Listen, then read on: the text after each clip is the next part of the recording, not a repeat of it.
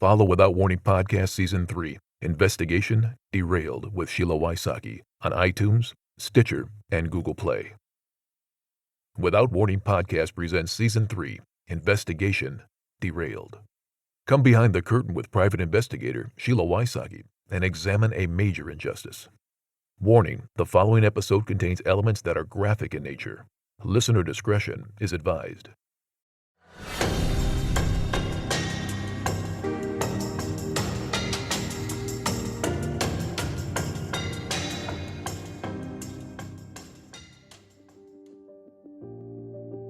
Aaron Major went to the Berkeley County Sheriff's Office 8 days after Katie, River, and Aiden were found dead. Jerry Merrithew was the detective in charge of asking Aaron questions. Without Warning Podcast is looking at the investigation, good, bad, or ugly. What happened or what didn't happen? Was the interview a fact-finding interview? Did Detective Merrithew ask the necessary questions needed to develop leads? Brandon Perron is a nationally recognized and award-winning professional licensed private investigator, criminal justice trainer, motivational speaker, and consultant. Brandon earned his BS degree in criminal justice from Columbia Southern University and is a graduate of the United States Air Force Security Police Academy and the United States Army Military Police Investigator School, as well as numerous advanced criminal investigation training programs. Brandon was named one of the top 10 private investigation leaders in the United States by PI Magazine and has qualified by the courts as an expert in criminal investigation. I called Brandon to review Aaron Major's interview with the Berkeley County Sheriff's Department. You will hear Brandon talk about techniques, body language, and what Aaron was really telling us. My name is Brandon Perron, and I'm the owner of Investigative Support Specialists Incorporated, a Florida regional private investigation agency that specializes in criminal investigation, consulting, and expert witness testimony. I'm also the national director of the Criminal Defense Investigation Training Council, and we are the leading provider of criminal defense investigation curriculum and certification. We have certified over 500 board-certified criminal defense investigators across the United States and actually North America. We serve the federal public defender system, state public defender system, some of the top investigators and private investigators in the United States for both board certification and forensic interviewing, yourself included, Sheila. And we also provide training to the United States military, Department of Defense, to the United States Marine Corps, and the United States Army, who we have currently enrolled in training right now. We've been training them for years.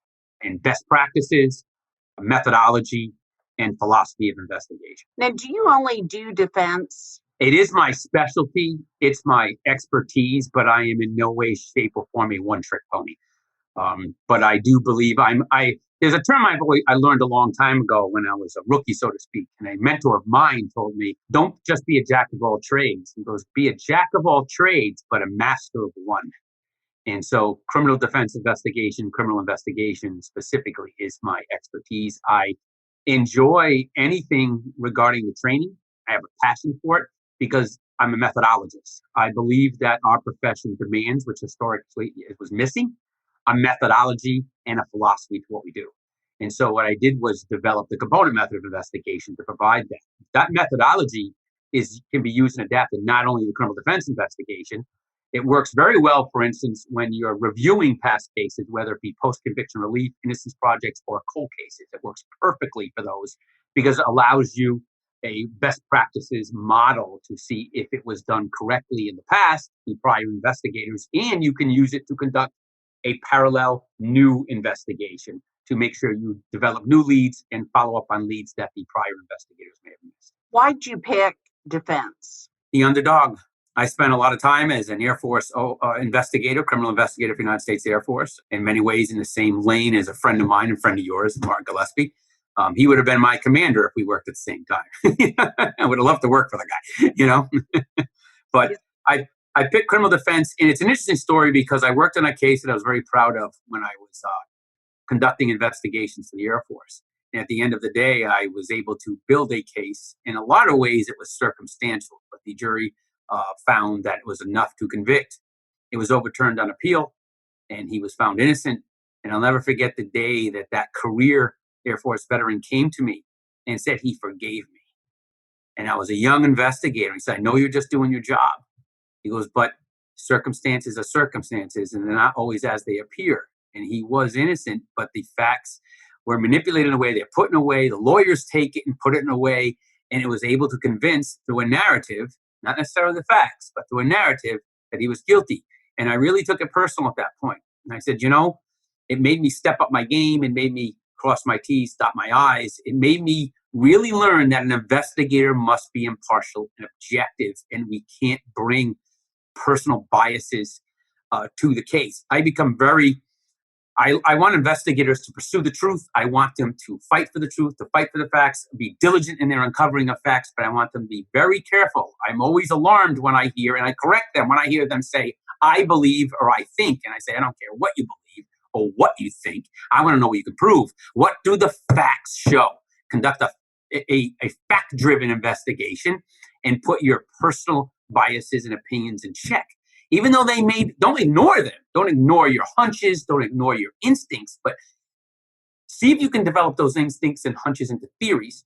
And those theories can be supported as facts. Consider them a hypothesis. And your job as the investigator is either to prove or disprove the hypothesis and then move on.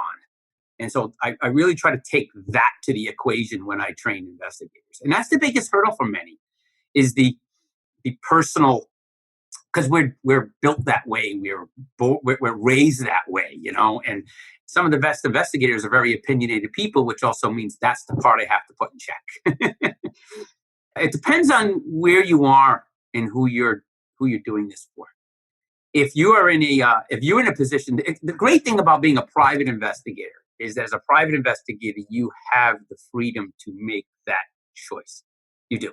You may be working on behalf of a victim's family. You may be working on behalf of a person who's wrongfully accused family. You may be working on behalf of them, or it could be you're working on behalf of a cause where the victims are deceased now, and you're their advocate. You become that advocate. But you also have to recognize that you can do that. But in the eyes of the law, when you testify, you will be stripped of it. You will be exposed for it. And so I don't oppose that position if that's the position you openly take. I'm an advocate of this. But if you're taking that position, then claiming to be an impartial and objective advocate of truth, don't go there. Don't go there. So just be honest with yourself and your position. So if you're going to be in a position of possibly testifying, it's like a lawyer trick. And they'll ask you, if you say you're impartial and objective in your methodology of investigation and your recovery of facts and ultimate conclusion, and then you say, well, do you believe they're guilty? He goes, I believe they are. Aha! You're not impartial and objective. And when did you come? So it's a catch-21. And I'm very cognizant. I'm very aware of it. And that's why I just like to train the people who train with me. I just try to get them to understand there's such nuance to what we do, right? There's such nuance to it. Not only nuance to our approaches and to our concepts and ideas, but one of the first things I train with investigators, and many of your own students who you graciously send to me and entrust in me to put them through boot camp, and I do appreciate that, is that I try to teach them that is there a difference between absolute truth and relative truth? You must remain objective and impartial and just look at the facts, let the facts speak for themselves. So can the evidence you uncovered, Sheila, in a case, can it stand on its own and be revealed and convince anyone else that that person is guilty or not guilty? If you did, your comment of, I believe they did it, is relevant because the evidence speaks for itself. That's the nuanced position. So I don't always, as even a former student of mine, I mean, you're always looking for a fight. But I know, I can't help it. We agree. We actually agree on all of it. It's just I like to put things in perspective, bro. So where are we coming from with that? And then I'll go, yeah, absolutely. So I do agree with that. That's my long-winded freaking answer to that. Yeah, but you're right. I need to take the position of the evidence shows it, the evidence speaks for it. That's But you do. therefore You do. I You believe. do. Yeah, you do.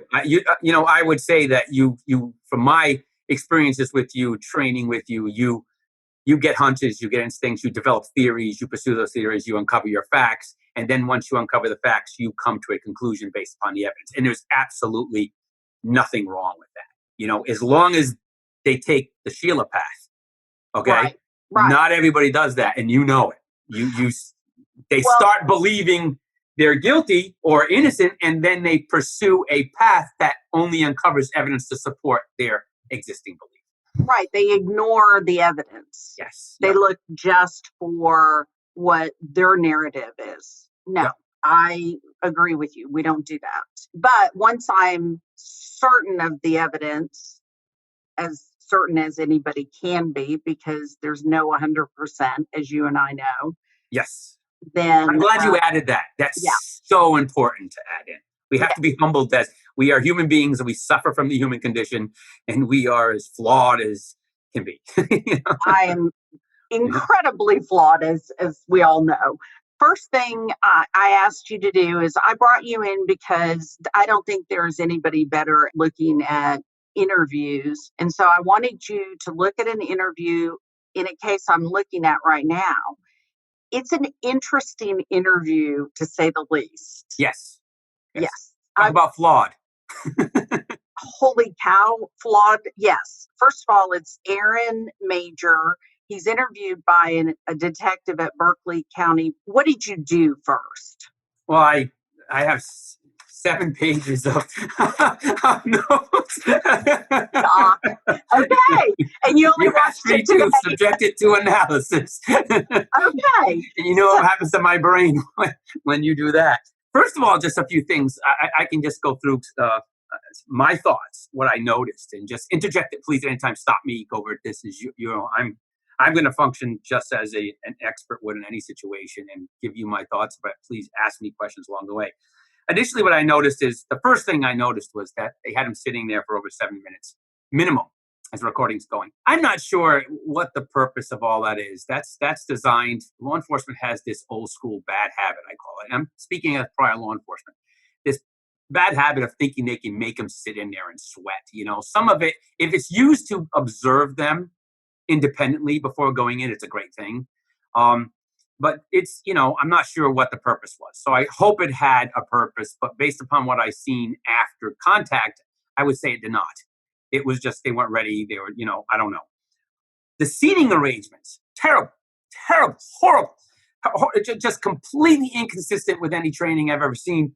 He's sitting in that one hard chair, which has, cloth, and he's facing another direction. The detective comes in and sits down in a nice comfy chair like he's going to settle in for the night and watch a movie on Netflix. It was ridiculous. I mean, I don't think he, if he had a Fitbit on, I don't think the detective would have generated 5 steps the entire interview for movement is concerned, So I was really disappointed with that.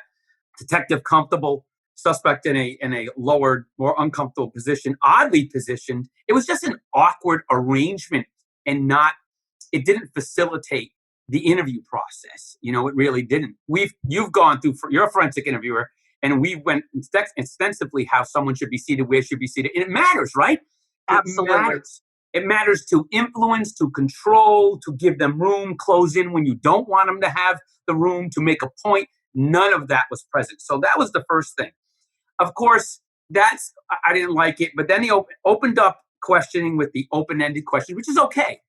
Tell me, what about it? But he just let the narrative go on and on. What we talk about in interviewing, specifically forensic interviewing, is that the interview must at all times maintain the initiative, right? Which means you control the interview. The detective did not control that interview. It was like a free-for-all. He let Aaron Major just talk the way he wanted to, discuss what he wanted to, go where he wanted to. I mean, did he ask even more than a dozen questions the entire process? Nothing, right? No. I mean, and they weren't relevant. They weren't relevant starting out. I mean, okay, how'd you meet? Well, okay. Yeah, and that's and I don't disagree with that start. Now, what we would use that for, me and you, is we would use that. Let him talk about something he should be honest about, something that should come clearly from his own memory, right? We can identify his baseline of honest communication, right? This is how he speaks. This is how he sits. This is his tone. This is his angle, his view, his eye contact, lack of eye contact. When he's telling something where he has no reason to lie. But I didn't see anything on the part of the detective that would suggest he was actually actively engaging or monitoring this type of behavior. It didn't seem like he was paying attention to me. No, he showed no interest. Right. Almost zero, nothing to say, okay, kind of prompt him to talk or engage or do anything. It was the lack of engagement by the detective was, when he should be a facilitator was, it was just lazy, for lack of a better word. It was lazy, walked in and let's just do this, as opposed to, we spoke about it in our forensic interview program. And when you walk in that interview, you're prepared, your case, right? And you're prepared for intellectual combat, because that's what it is, right? It's intellectual combat. You've got to go in there and win. And it's like a boxing match, and one's coming out the winner. And in this particular interview, Aaron Major came out the winner. Absolutely. Right? It was a knockout punch. It wasn't even by points. It was terrible because the detective just did not step up. He didn't train for it. He didn't prepare for it. He went into this fight out of shape, not prepared, and just showed up, and that's it. And thought something good would happen from it. No effort by the detective at all to lower the stress level. Which, even if you walk in there and objectively try to say, okay, even if you're going to try to clear your mind of any suspicions, even though you have them, they're really there to say, what if I got to be careful not? It's like going to a funeral, right? Some people are crying, some people are laughing, so you got to keep it open-minded. I don't know how this guy is going to behave, what his emotional state is going to be. So what I'm going to do is try to lower the stress. Like, I recognize he may be a little afraid, he may be nervous, who knows? So he did nothing to lower the stress, nothing to engage him, to make him feel comfortable, because it's that old school thought process. If they're uptight, if they're guarded, then I can get a confession. That's the dumbest thing I've ever heard. You only speak freely and make mistakes when your guard is down, when you feel like you're in a friendly environment, and I want the suspect, the subject, whoever I'm speaking to believe they're beating me. I want them to believe they've won me over and I'm there and like, oh, I know, this is a terrible situation. I understand you're nervous. I want them to believe it, right? Right. I'm gonna pull I'm gonna pull a Sugar Ray Leonard on him at some point. It's not gonna be, I'm gonna be doing the swinging. But I need to see what he's got. He's willing to cooperate. But he didn't seem to know the case. No. Do you see when he kept looking at his cell phone? That was driving me crazy. When you said not engaged, he was engaged to his phone. I know, right? It would go off, and I'd be like, you're not going to look at it, are you? He did. One of the things, and just to go into more of the forensics, so when you consider kinesthetic interviewing techniques, for any of your audience, they probably know, you have an educated audience, is interpretation of nonverbal communication, body language, expressions, lack of expression, tone of voice, et cetera, everything but the actual words. It's all the things that we use to communicate. I did notice that it was his baseline of what appeared to be non-deceptive communication became very clear very early. And it was based upon the way he was seated. If you notice that throughout, when he was comfortable with communicating certain details that appeared to be coming from memory, he would turn more to the right. He would look down. Okay. And he would always look down and communicate. When he was uncomfortable and he was asked to come up with ideas, he was caught off guard a lot. Some of the things that were asked, if he was like, the detective didn't take advantage of when you clearly noticed, if he asked him a question that the suspect wasn't prepared for, he became very unnerved. He became, and he would always turn to the right, lean more there. His leg would cross consistently, not every time, consistently. So when he seemed to be searching for answers, struggling with an answer, trying to come up with something, because everybody who has a story and needs a story walks in with a story, right? Right. And our attack method for punching holes in the story, the one weapon we have at our advantage always is a question is a weapon. So when they tell us a story, the more questions we ask, the more lies they have to come up with. And they have to come up with them like that. Lies are generated from the inside out. So a lie is built just enough to deal with what threat they think's coming at them. So the more questions the investigator asks, it makes them expand the lie, and it starts to fall apart. The inconsistencies come together, and then when you ask them again, they can't remember because it didn't really happen. There's no memory of the lie they just generated.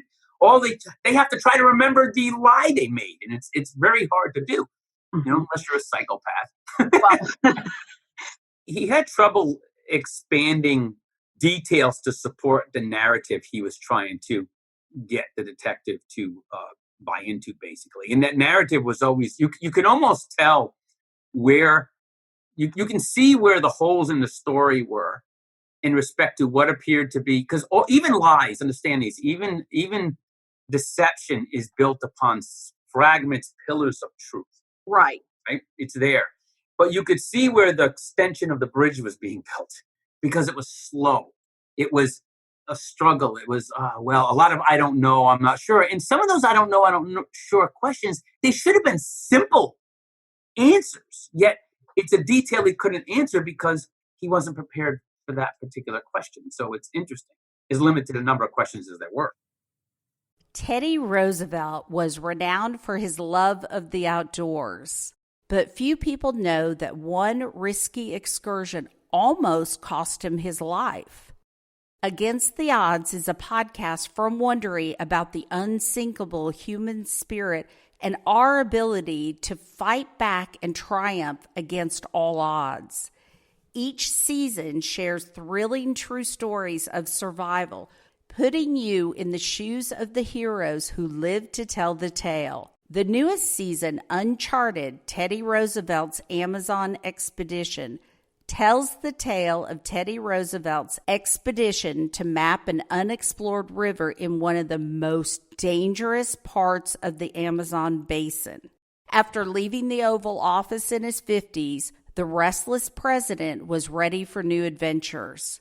From the Spanish-American War Service to big game hunts, Roosevelt was no stranger to death-defying endeavors, but he was woefully unprepared for the unique dangers and brutality of the jungle. His fateful journey was met with starvation, crippling disease, even murder, and you'll never believe how he got out alive. Follow Against the Odds wherever you get your podcasts. You can listen ad-free on the Amazon Music or Wondery app. When you're talking about his body language, he would cover his mouth with his broken hand. With the brace. Yes. And so when he was asked something a little more difficult, did it appear that way to you, or did you notice that? Yes, and you can't look at it as black and white. I found there was a consistency in that, but it's nothing in kinetic interviewing is 100%. You know?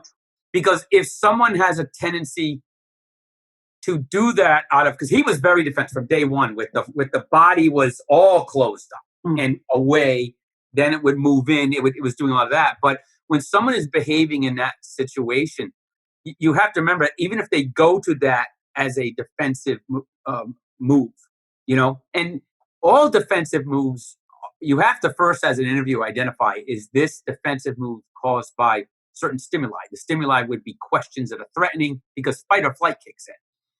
A question is like someone picking up a hammer and coming at you. That hammer, you believe someone's going to hit you with that hammer, it's going to injure you, you defend yourself. If you believe someone's coming at you with a question, your body, your reaction naturally defends itself. It protects itself against any threat, whether it be psychological, emotional, or actual physical. So fight or flight doesn't limit itself to a person with a hammer.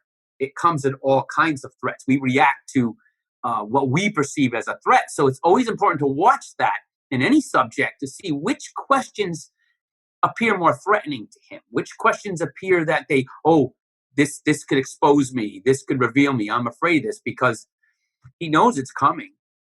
And that's why the fear's there. But the biggest question did not come. No. What happened to your hand? How did it happen? And when did it happen? So many, when that was a key part of that case from day one from the victim's mom. I mean, that should have been part of the preparation and questioning. Remember, one of the things we talk about, an investigator will prepare their questions, not a script, but their questions in advance. These are questions they know they want to ask. They will know those questions. They'll go in there, use them. They don't have to refer to their notes to ask the questions, and they'll all be there. That way, at the end, before he goes for the kill or before he goes for the jugular shot, let me see, I have a few more things. Oh, yes. And you use your prepared questions as a checklist and you check them off. That way, everything's covered at the end. Right. Everything's covered. Did you see anything with it? He was just right. It was bizarre. Yeah. It was bizarre from a professional perspective. But you know what, Sheila? That's a standard. That is what you see out there. That's what you see out there is interviews, interrogations, and those are interrogations, which of course are very important. Can you imagine how many interviews are failed when we're interviewing victims, interviewing eyewitnesses? Those are not recorded. Right. There's so much that we're not sure of what's missing. Anybody can write a report and make it look like they did a job, but the proof is in the details. It really is. Well, and lucky that was videotaped. Otherwise, what would we have known? We would have gotten a report that said, I did this. This is what he said. He appeared to be honest. Yep. One of the most, which by the way, even this department, okay, which of course you've questioned its capabilities, tactics, procedures. They still do more than the FBI does when it comes to interviewing any witnesses or suspects, and that is video recorded. So I'm going to make that point out. They still don't do it. It's all based on memos and you have to rely on what the agent said. That's what happens. It's just, human beings are infallible. One of the things that stood out the most for me, though, how emotionally detached. And I don't only mean that from the interview. He was emotionally detached from the interview, obviously. Right. But emotionally attached from the death of his wife. His tragedy. There was zero emotional and every step of the way. Nothing. Even the final line of questioning, which would have enraged me. I would have been reaching out and striking an officer. How dare you think I could have done something like that? Right. It was just and I'm jumping ahead a little bit. Even when he asked him the question, "Did you love your wife? Did you love?" It was like, yeah, it was.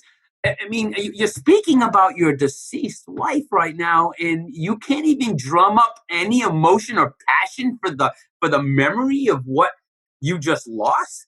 That's bizarre to me. The little baby River, just talking about her injuries, and he says no tears, none. And says she was drowned or she didn't have any markings on her. Do you know, I still, on my cases of the pictures I've seen of victims, when I refer to them, I still cry. That is your daughter. Oh my, I couldn't imagine. I'm 55 years old. I have 3 kids, 28, 26. The only thing that can make me tear up is my kids. Yeah. Talking about positive things about my kids, I turn into a marshmallow. It's ridiculous. It's embarrassing.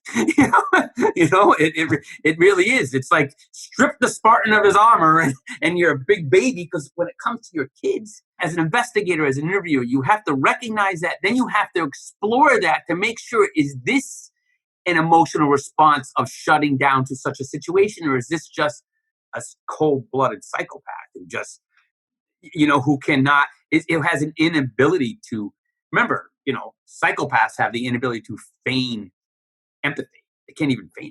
Sociopaths can, but psychopaths can't even pretend to have empathy. It's just so, as an investigator, you have to recognize these alerts, and then you have to try to eliminate them, not make a judgment of this is a problem. Now let me figure out what the cause of this problem is, and I didn't see any of that. No, just those signals were completely ignored, just left to go by.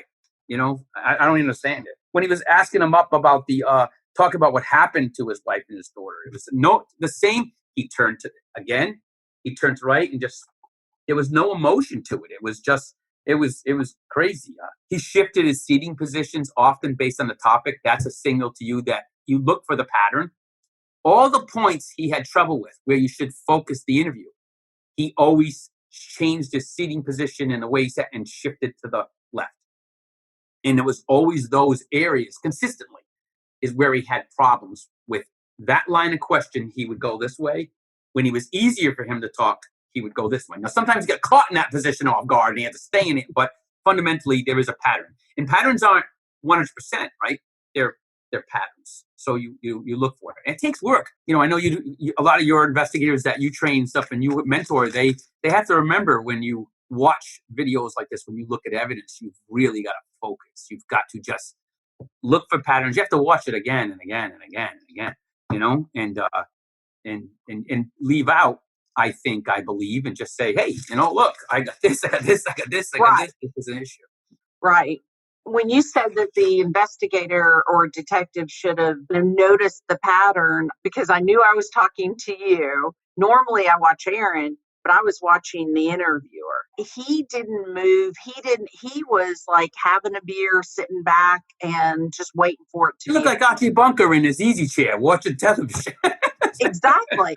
That I was fascinated today. This is the first day I ever really concentrated on him. As an investigator, as a trainer and coach and mentor, that is not a position you would recommend, correct? No. You have to show interest. You have to engage. You have to have some eye contact. You have to be in their orbit, and you have to force them to engage you. You have to give them room with areas. You have to show interest. Interrogation, interviewing, they really are fundamentally the same thing, and the approaches should be the same. I don't know what that was, to be quite honest with you. I wouldn't even call it a professional interview or interrogation from an expert's perspective. I just wouldn't do it, just because of lack of methodology that was observed. That's my professional opinion on that. It may work for the guy. I don't know.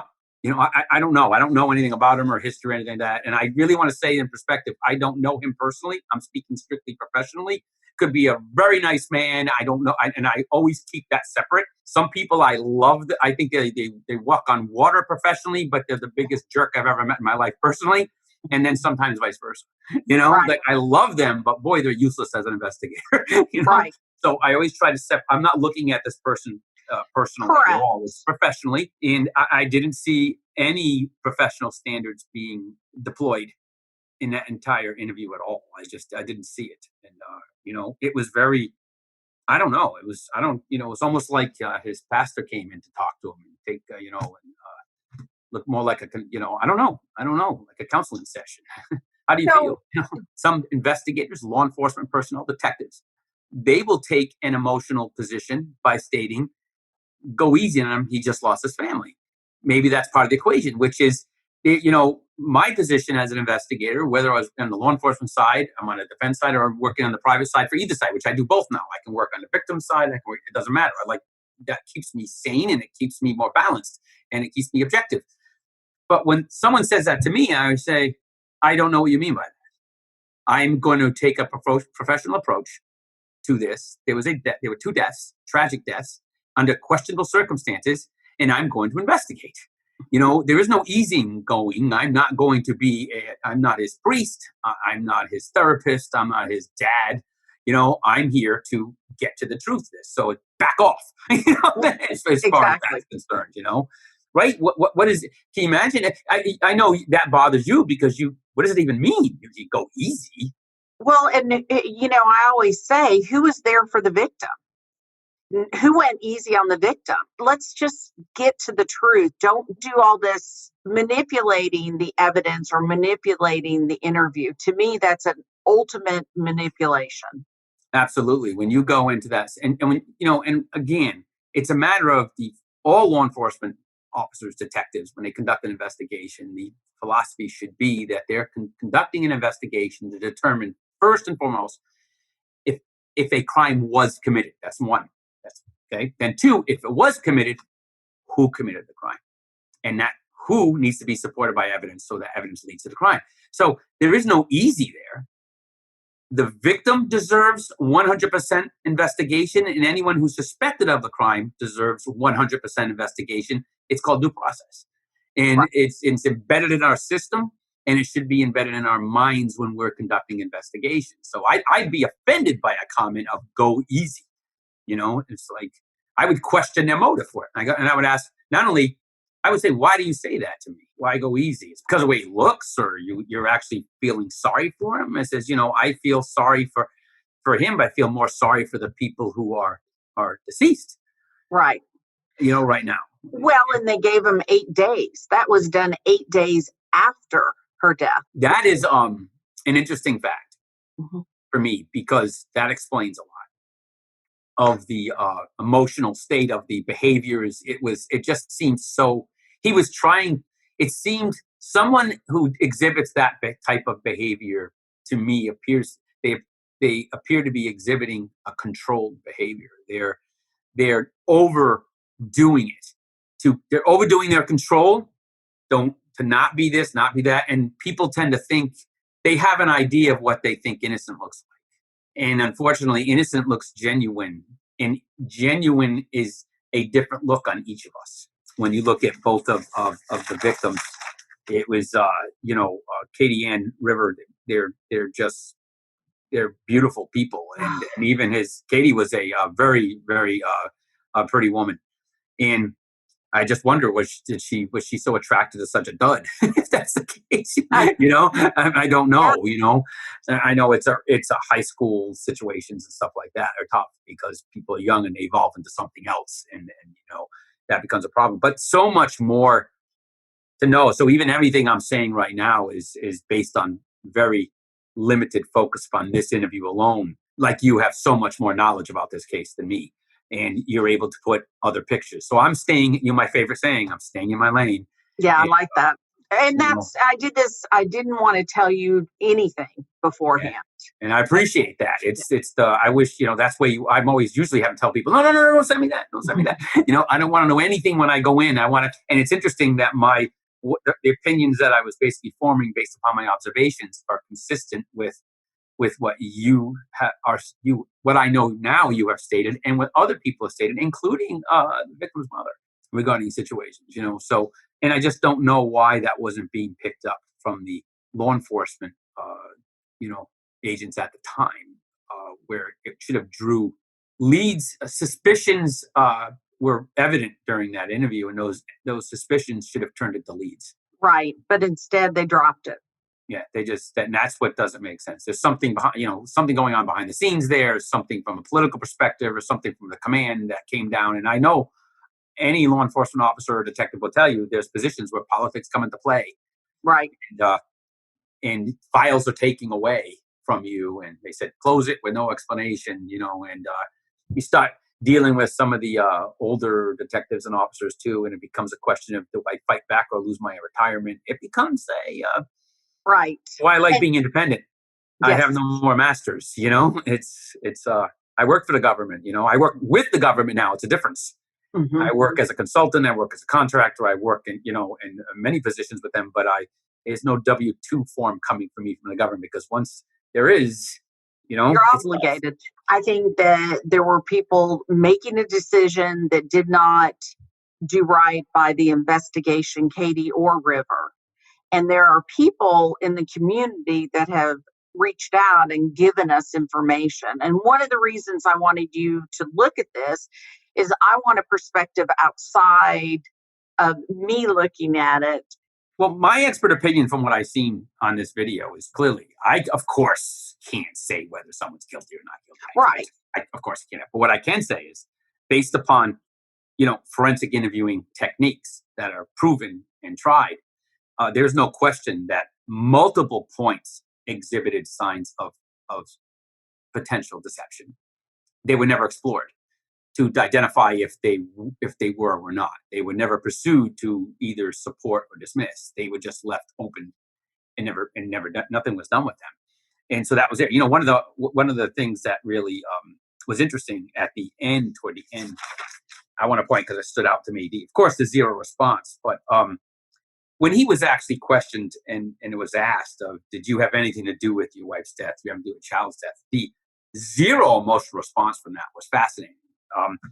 And he didn't appear, did you notice he wasn't shocked by the question? Like he knew it was coming. Yeah. And and it's almost like in some people in those positions will take a position, I'm prepared for it. So what I'm going to do is I'm just going to be, oh no. Then nobody who does that? You know? I would fight back. I would jump all over that. I would defend myself because that is my child. Yes. I would never want anything or anybody to harm my child. Angie's List is now Angie, and we've heard a lot of theories about why. I thought it was an eco move. Fewer words, less paper. No, it was so you could say it faster. No, it's to be more iconic. Must be a tech thing. But those aren't quite right. It's because now you can compare upfront prices, book a service instantly, and even get your project handled from start to finish. Sounds easy. It is, and it makes us so much more than just a list. Get started at Angie.com. That's ANGI, or download the app today. The objective of that law enforcement interview becomes clear at the end. Yes. When the detective asks the question, did you have anything to do with your wife's death or child's death? That is not the end of the interrogation. That should be the beginning of the interrogation. Okay? That's when you kind of hit the watermark. But and you can always tell, that was the closing statement. The objective was to get him to say no. Right. And then it's like, okay. And one of the things that was funny, though, when he asked the question, the subject of this particular interview immediately said, no, controlled, right? Almost didn't say anything. And then nuanced directly into an alternative narrative, which completely blamed Katie for the death of the daughter. And it became, it's her. She did this. And that's the part, but it was done without emotion, without passion. It was just a defensive move. It was a parry in a fight, as a block. It was just, let's distract you over here and talk about this now. And it's kind of like you see that often. A little interesting thing I learned doing sex crimes, major sex crimes. When you interview a suspected rapist, I've always found in my career, my experience, that when I interview a person who's suspected of a sex crime and being a rapist, sexual abuser, they always opt to blame the victim. When given the opportunity, why do you think they would make up a story like this? They will always go down the gutter path. They will deface them. They will call them names. They will do everything they can to paint a bad picture. In every case I've had where innocence was really supported, when you ask the question, they go, I don't know. They seem like, and since generally they say, I don't know why they would do this. I thought we had a good relationship. I really don't know. They almost seem hurt by the allegation, by the offense, where the other one's like, oh, I've been waiting for the opportunity to tell you what a scarlet they are and what and here he jumped on that boat. Right. To paint the negative picture, At the end, we have to support him with facts, support him with evidence. In a case like this, you have to support it with a confession. But what was missed here is at no time was a confession pursued. At no time did an interrogation take place, ever. It never happened. Opportunity after opportunity was presented to the detective to advance the interrogation, to advance truth, fact, and fact gathering process. Never taken advantage of it. Never done. Just, you're right, and I agree with you 100%. It's almost as if, because I can't say, but it almost, to me, it appears like the objective was known before it started. Right.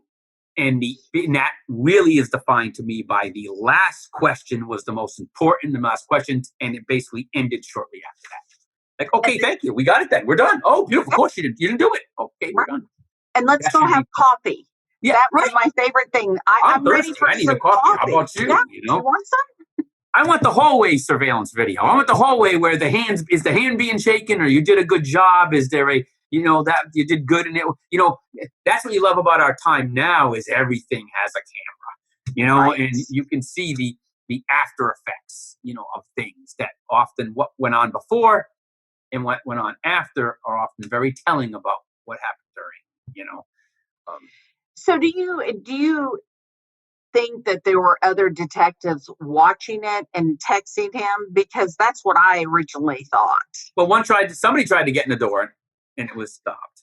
So that could have been someone saying, "Oh, what's going on?" And it definitely could have been a text asking questions. There's no question about that. I mean, when I was an Air Force investigator and did interrogations constantly, as was primary what I did there, we had the classic interrogation with the two-way mirror.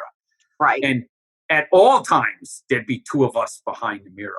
And we were even looking for cues and clues where we would join to advance the progress and take whether it's good cop, bad cop thing. That all stuff really plays. And and how many investigators they have in this department? I'm not familiar with.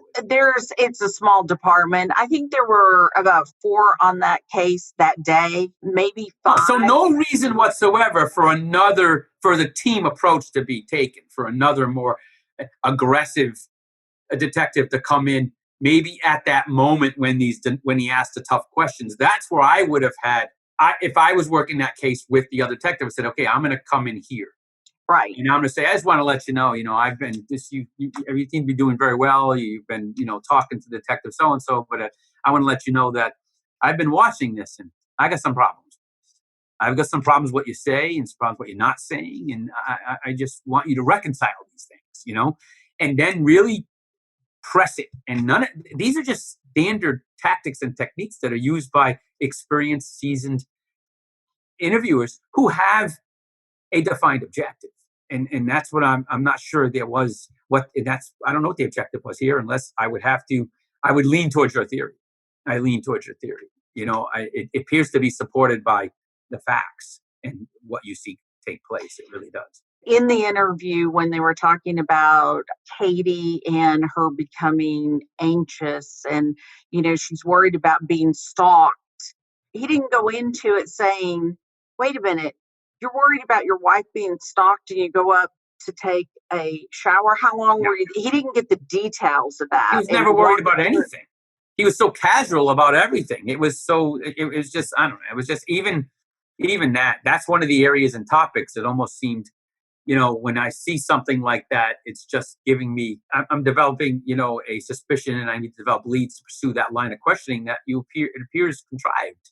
Right. It just appears like you're trying to you're going out of your way to add that she's crazy, and that supports the narrative of the murder suicide, Mm-hmm. Right. And that she drowned her own child or killed her child and threw herself in front of a train. It's like because she was crazy, but yet where's all this evidence of crazy? Whereas this is not something that happens like that. Right. And even the whole 9/11 things, like that's almost coming from a movie or something. That was the crazy du jour of the time. It really was. Now it would be the pandemic. They all jump on bandwagons. Yeah. What's on what is the press delivering?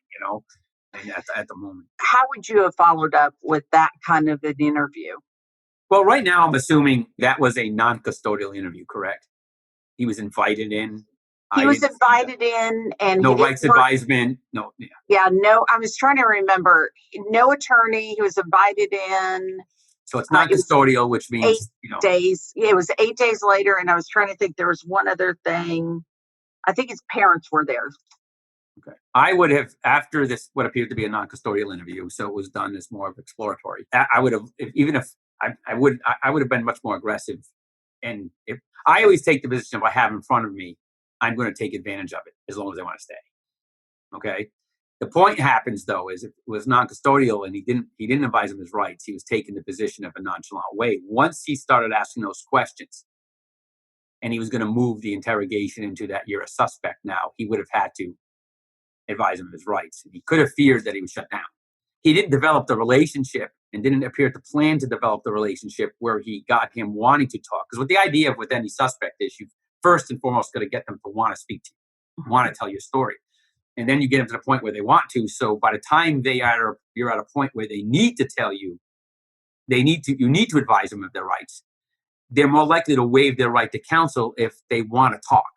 if they don't feel threatened by you anymore, they don't feel, so that's once you get the right advisement out of the way and you have them there, you can be more aggressive with a suspect. But that bridge didn't happen. That turn never took place. And even if it didn't there, if I was a detective in a case, or I was a commander in that case, I would have looked at that and said, okay, he needs to come back in here. We need to bring him back in here.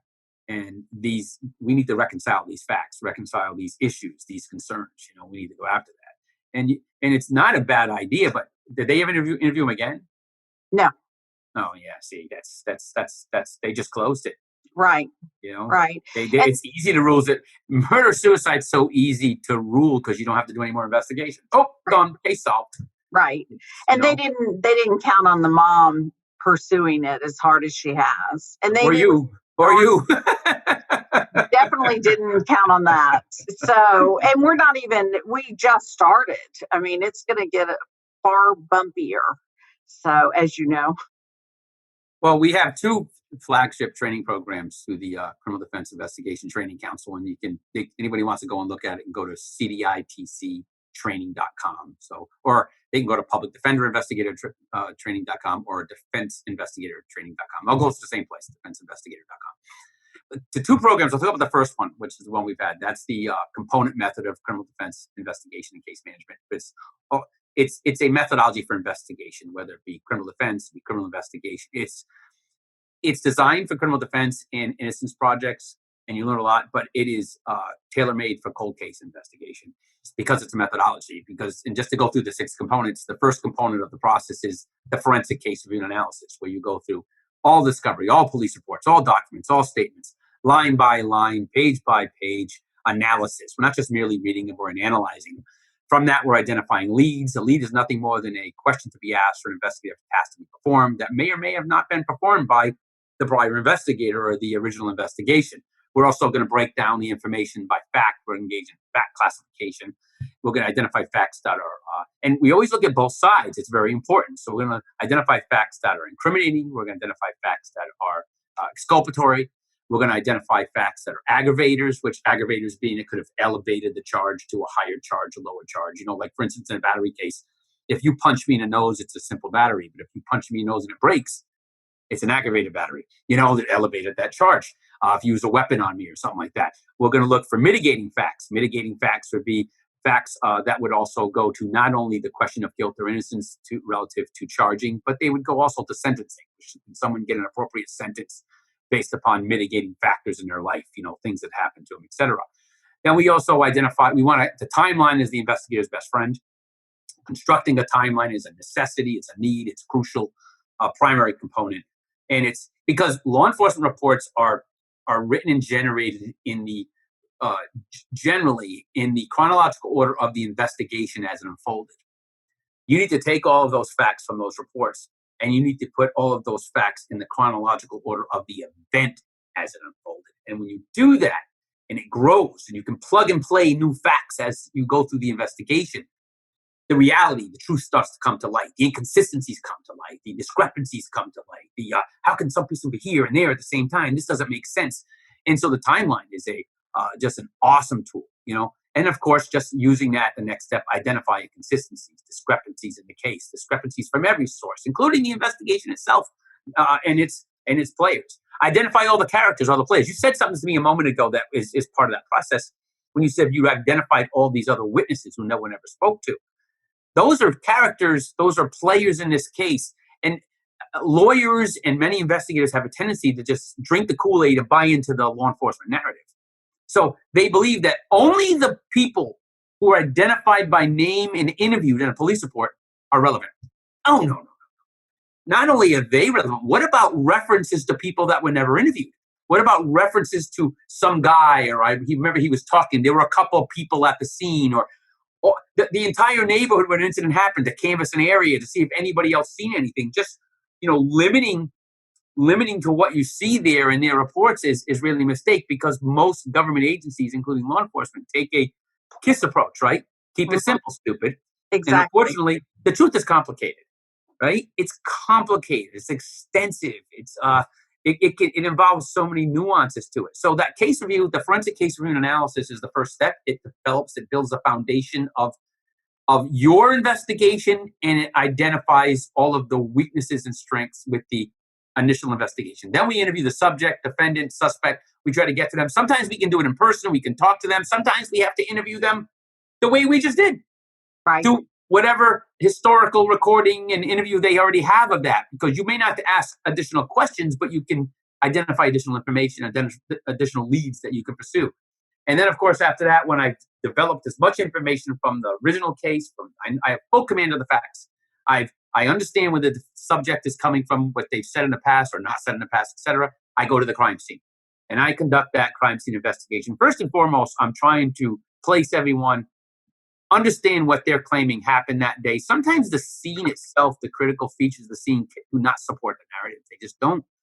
And never underestimate the failure of the original investigation. I have found the instrument of death. I have found damning material evidence at a scene years after it was over that was missed.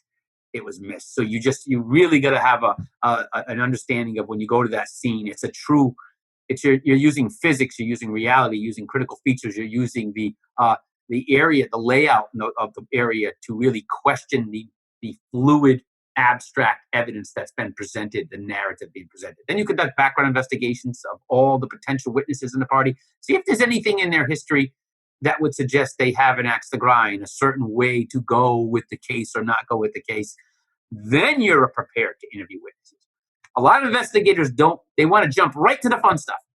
I want to go interview witnesses. You need to be prepared with a full command of the facts before you interview witnesses. Because it's intellectual combat. And we know what happens when you're not prepared for that combat. You look like this detective did in this video. You're not in the game. You're not in the fight. And then, of course, so forensic case video analysis, subject defendant interviews, crime scene inspection and examination, and background investigations, witness interviews, taking statements, generating reports, and then finally the report of investigation. And never underestimate how important the report of investigation is. Some investigators are so good in the field and so bad at documenting results that no one will ever know they were good because their reports suck. And it makes them look like they're bad. And it's not true all the time. It's just they don't know how to communicate. So our training in the component method of investigation and case management is designed to hone those skills. I say that when they take our training, I want to give you're going to earn a black belt in investigation. That's what you're going to do. You're going to earn a black belt. When people say, well, it's not the same. Hey, if you earn a black belt in investigation, you can earn a black belt in Taekwondo or karate or Kung Fu. It doesn't mean you've ever been in a fight in your life. It means you're ready for a fight. So you may have never conducted an investigation in your entire life. And that's, I think, the purpose of why you want to have them take the training is, but I'm going to prepare them for the fight because guess what? Fight's coming. If they're going to be working with you, a fight's coming, because what you're doing is important and you take it seriously. And it's, and you want warriors, you want Spartans, Absolutely. Not social workers. You know what? You don't even hold someone's hand, and what do the families want? A fighter, right? Right. They want a fighter, we need to be kind. We need to be compassionate. We need to have boatloads of empathy and understanding for that perspective. But at the end of the day, they want a warrior. That's what they want. And most of them haven't experienced it. No. They haven't experienced They need a knight in shining armor to show up and slay that fire-breathing dragon that has been at the door and at the gates for years, and no champion came forward. Being a champion doesn't mean you win. It means you stood up and you fought the good fight. And you had the skills to do it. Yes. Brandon, thank you for your time and sitting in the chair for an hour. I know and only you know how hard this is for me. It is hard for you. I have to call my wife and tell Amy to come in. She's an investigator as well. Tell her to come in here and take the handcuffs off so I can actually get out of the chair. I appreciate you doing it. Thank you. And thank you for everything you do for the profession. Thank you. You too. Peace out. I want to thank Brandon Perron for taking time out of his very busy schedule to review the interview tape. Brandon's observations were eye-opening. I am sure when you watch Aaron's interview tape, you will watch using Brandon's techniques. Without Warning podcast is about the investigative side to cases. It is a roller coaster and messy. You never know what you're going to get, what you hear, what witness will come forward, what tip will be shared.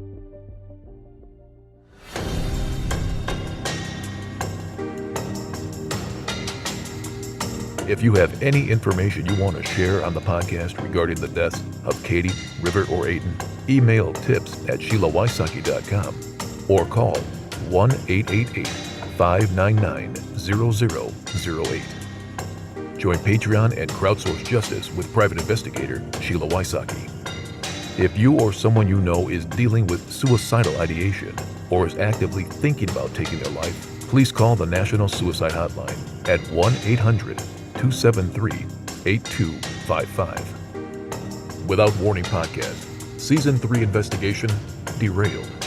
Executive Director, Executive Producer, and Host, Sheila Wysocki. And Announcer, Tim Evans.